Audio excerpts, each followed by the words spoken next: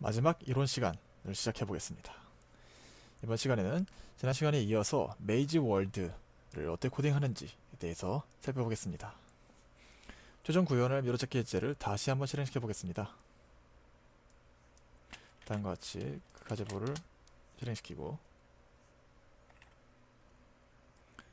액션 서버와 액션 클라이언트를 실행해 보겠습니다.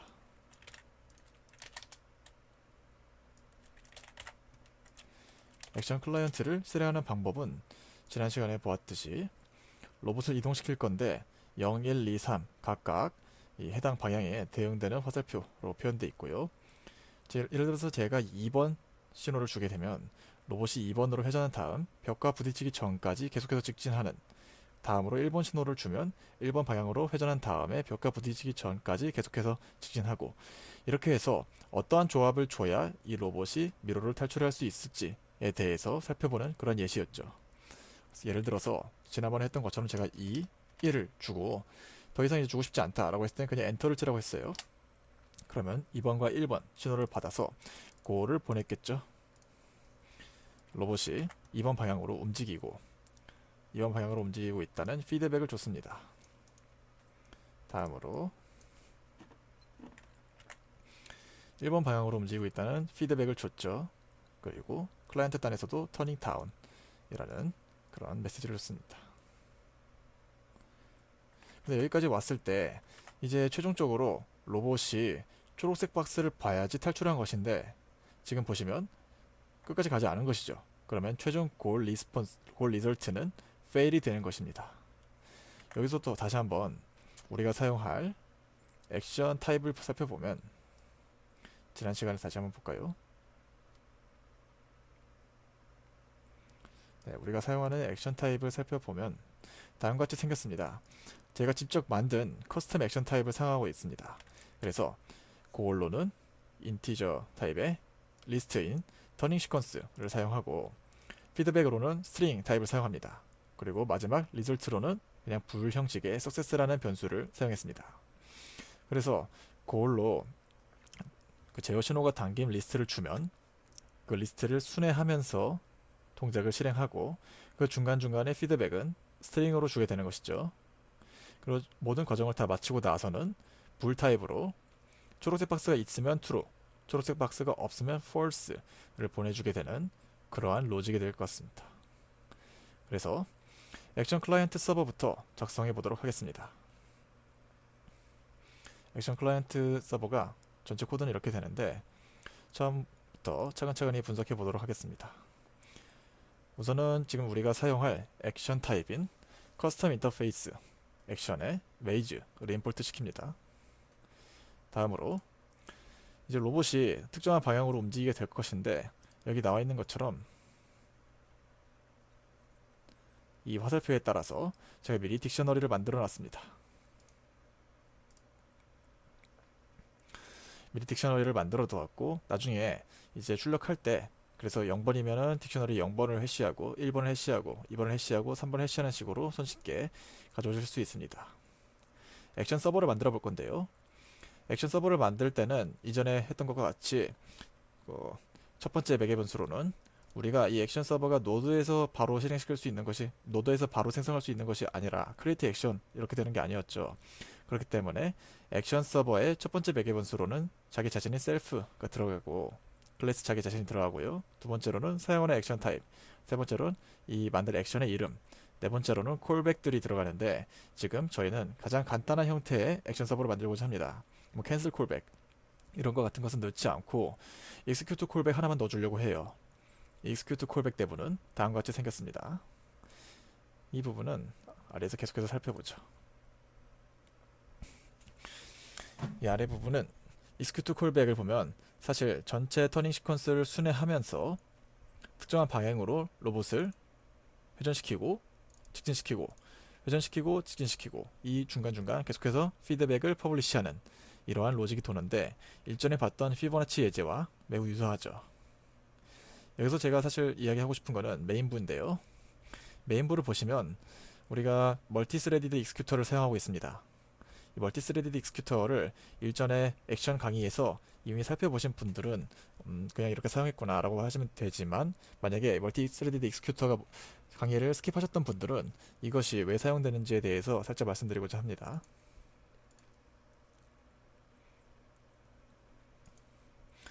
지금 우리가 서버를 보시면 서브스크라이버가 두 개나 있어요. 그리고 퍼블리셔도 있고 심지어 액션 서버도 있죠. 이렇게 여러 개의 작업들이 수행되는데 중간에 로드가 걸리지 않게 하도록 위해서 멀티스레디드 익스큐터가 사용됐다고 보시면 됩니다. 기존의 멀티스레디드 익스큐터에 대해서 배우셨던 분들도 여기서 제가 또 다른 예시를 가져왔는데요. 그래서 전에 봤던 피보나치 액션 서버를 보시면 여기서 사용됐던 멀티스레디드 익스큐터는 다음과 같이 RCFI다 스핀 단에서 첫 번째 매개 변수로 노드를 주고 두 번째 매개 변수로 익스큐터를 줬습니다. 이렇게 사용할 수도 있고, 이번 예시처럼 익스큐터를 실행시키고 익스큐터 안에 add 노드라는 함수를 통해서 노드를 추가한 다음에 익스큐터 자체를 스핀하는 이러한 형식의 구현도 가능합니다. 그래서 지금 예시에서는 이 익셉션 문을 사용해서 예외 처리를 해주고 있는데요. 모든 스핀들이 다 끝나고 리설트까지 잘 리스폰스 왔다, 리설트까지 잘 이렇게 리스폰스 줬다 라고 하면 익스큐터를 셧다운하고 이 액션 서버는 따로 디스트로이를 해주셔야 됩니다. 그리고 액션 서버에 디스트로이 노드를 해주셔야 됩니다. 이 부분을 주의해서 보셔야 될 것 같아요. 새로운 익스큐터를 어떻게 사용하는지에 대한 부분과 액션 서버는 반드시 따로 디스트로이 해줘야 된다 라는 이런 시사점이 있습니다. 네, 이 내부 로직은 사실 터닝 시퀀스를 우리가 뭐 2번, 1번, 0번 이런 식으로 계속해서 줬기 때문에 그 전체 이니머레이트를 통해서 몇 번째 컨트롤 신호인지와 그 실제 밸류를 가져와서 한번 프린트를 해주고, 그러고 나서 어느 방향으로 가고 있습니다 라는 것을 피드백 메시지가 스트링이었기 때문에 이렇게 스트링으로서 채워주는 것이고요. 채워둔 피드백 메시지는 한번 루프가 돌 때마다 퍼블리시 피드백을 통해서 클라이언트에게 보내주고, 그리고 실제 내부에서 로직이 돌 때는 이제 이 디렉션을, 예를 들어서 이 안에는 디렉션 DAT가 다음과 같이 생겼습니다. 실제로 우리가 0과 1과 2와 3을 줘도 이것을 각도로 바꿔줘야겠죠. 뭐 90도, 180도, 360도 이런 식으로 바꿔주는 로직이 이 딕셔너리 안에 들어있습니다.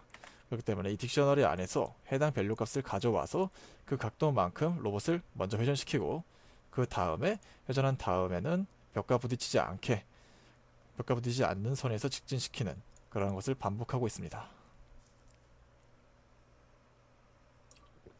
그래서 바로 다음으로 여기 있는 턴 로봇을 살펴보죠. 특정 방향으로 로봇을 회전시킬 때 어떻게 할 수 있는지, 이때 일전에 우리가 살펴봤던 오돔을 통해서 구현하게 되는데요. 그래서 오돔을 통해서 구현하기 때문에 내부 메시지에 오도메트리를 가져오고요. 이 오도메트리가 사용하는 각도 체계가 쿼터니언이었죠. 그래서 쿼터니언에서 오일러 각으로 바꿔줘야 되는 그러한 예시가 있는데, 이거는 일전에 우리가 코딩했던 걸 그대로 모듈로서 가져왔습니다. 그래서 보시면 로봇 컨트롤러라는 곳에 오일러 from 쿼터니언 이라는 함수가 있고, 이 로봇 컨트롤러가 파이 안에 있기 때문에 매지 액션 서버 단에서는 이런 식으로 파이 액션 패키지 안에 있는 로봇 컨트롤러 안에 있는 오일러 from 쿼터니언을 가져오는 것을 볼 수 있습니다. 턴 로봇 부분을 실제로 살펴보면 우리는 주어진 오일러 앵글로 로봇을 이동시켜야 돼요. 로봇이 예를 들어서 0도 위치에 있다면 90도 위치라는 오일러 앵글이 왔을 때 0도에서 90도로 로봇을 회전시켜야 됩니다. 이것을 어떻게 하느냐 라고 보면, 현재 로봇의 위치와 우리가 이동시켜야 될 앵글 사이가 이제 오프셋이라고 제가 지정을 했어요. 현재 로봇의 위치와 오프셋 차이가 0이 되면 좋겠죠. 그런데 사실 예를 들어서 제가 0도로 만들고 싶다라고 했을 때 0도로 만들게 되면 로봇이 가속도를 갖고 있기 때문에 조금만 벗어나도 바로 마이너스 3.14로 변해서 로봇이 돌다가 다시 또 일그러지고 돌다가 다시 또 일그러지고 해서 계속해서 제자리에서 돌기만 하는 그런 오류가 발생할 수 있습니다. 그래서 오프셋을 0.087보다 이제 크면 0.087보다 작으면 용인해 주겠다 라는 식으로 코딩이 되어 있습니다. 이 오프셋을 통해서 실질적으로 로봇을 제어하는 방식에 대해서는 지금 현재 로봇의 위치와 우리가 원하는 각도 사이에 이 차이의 0.7만을 곱한 것을 로봇이 갖는 각속도로 주고 있는 모습이 보이는데요. 이러한 제어 방식을 지금 제가 P-게인 컨트롤이라고 써놨는데 결국은 PID 컨트롤이라는 이름의 제어 이론이 있습니다. 그래서 이것에 대해서는 제가 링크를 남겨두었으니 여러분들께서도 좀 더 심화해서 더 배우고 싶으시다면 이 제어를 공부해 보시기 바랍니다. 로봇을 공부함에 있어서 제어는 필수적으로 알아야 되겠죠. 그래서 다시 한번 로직을 살펴보면 우리는 P-게인에 의해서 로봇에게 컨트롤 신호를 주고 로봇이 계속해서 움직이다가 오프셋인 0.087보다 작아지면 이 와일루프를 벗어나서 로봇을 정지시키는 이러한 형태가 됩니다. 이렇게 하더라도 0.087로 주더라도 로봇이 기존에 돌고 있던 각속도가 있어서 이 각 가속도가 있어서 바로 멈추는 것이 아니라 좀 뭐라고 해야 되죠? 좀 더 살짝 오차가 생기곤 합니다. 그래서 실제 예제를 보면 완전히 똑바로 직각으로 가는 것이 아니라 살짝 비틀어져서 가게 돼요. 다음으로 이제 로봇을 충돌 직전까지 직진시키는 그것을 어떻게 구현했는지 살펴보겠습니다. 사실 제일 처음에 배웠던 토픽 시간에 파킹 예제와 동일하죠.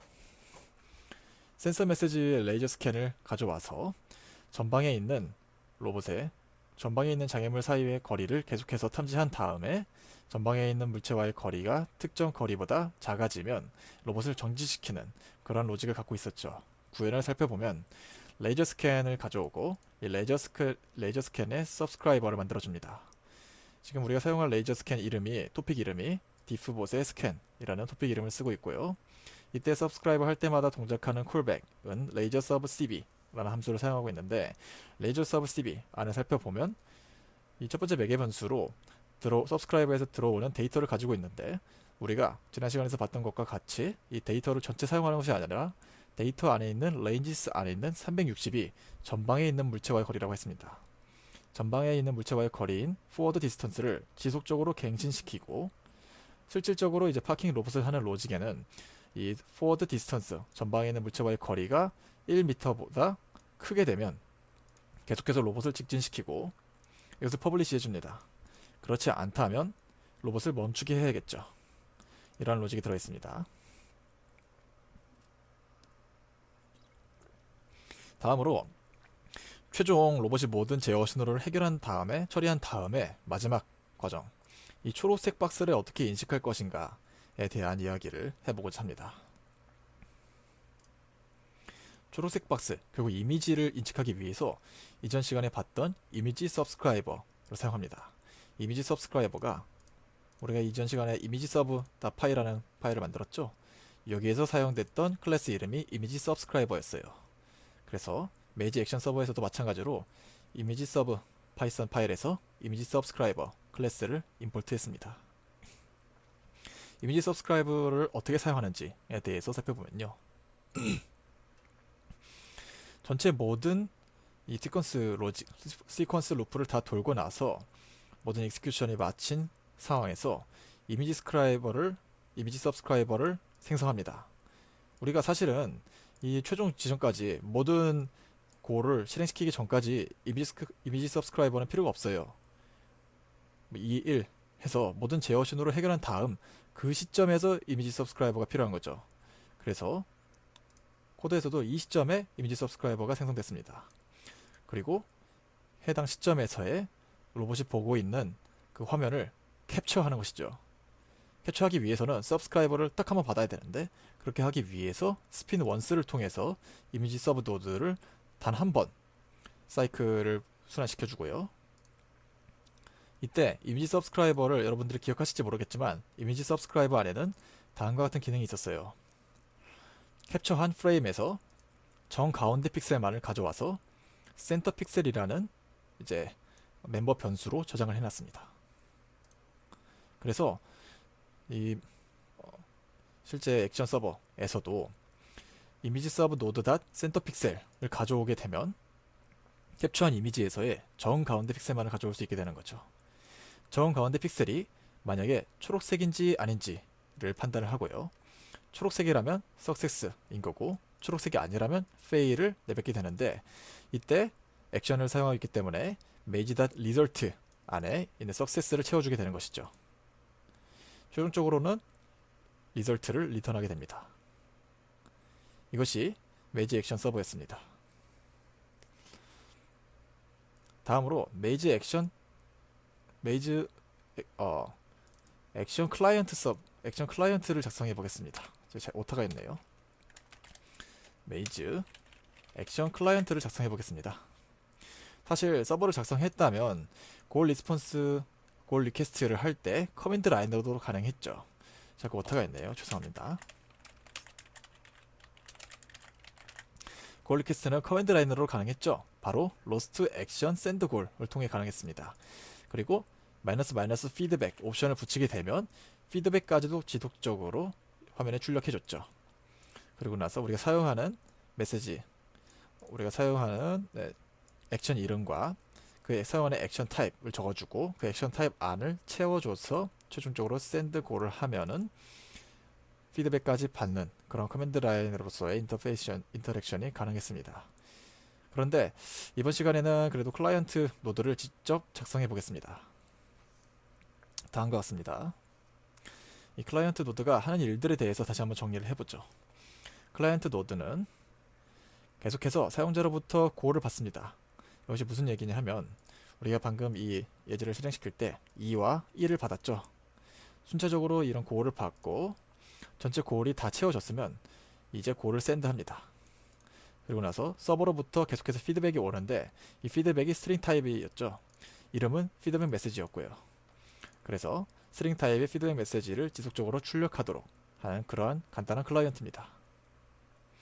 그래서 사실 간단하기 때문에 앞서서 우리가 봤던 피보나치 클라이언트보다도 훨씬 간단해요. 왜냐면 앞서서 우리가 봤던 피보나치 클라이언트는 캔슬도 들어있었고 여러가지 기능들이 있었죠. 그래서 이번 메이지 액션 클라이언트는 그 피보나치 로직에서 오히려 더 기능이 제거되고 가운데 있는 이 샌드골 이 로직만 살짝 변경됐다고 보시면 될 것 같습니다. 마지막으로 이제 메인부로 살펴보겠습니다. 이 메인부에서 방금 제가 아까 봤던 것 같은 사용자로부터 인풋을 받는 부분 이 차이가 있는데요. 이것을 어떻게 처리했느냐를 설명드리면 먼저 노드를 생성하고요. 사용자로부터 계속해서 입력이 들어오는데 이것을 쌓아둘 리스트를 하나 선언해 둡니다. 그런 다음에 지속적으로 사용자로부터 인풋을 받게 되고요. 이때 제가 말씀드리면서 숫자를 입력하다가 종료하고 싶으시면 아무것도 입력하지 않은 상태에서 그냥 엔터를 누르라고 했죠. 그렇게 됐던 이유가 바로 익셉트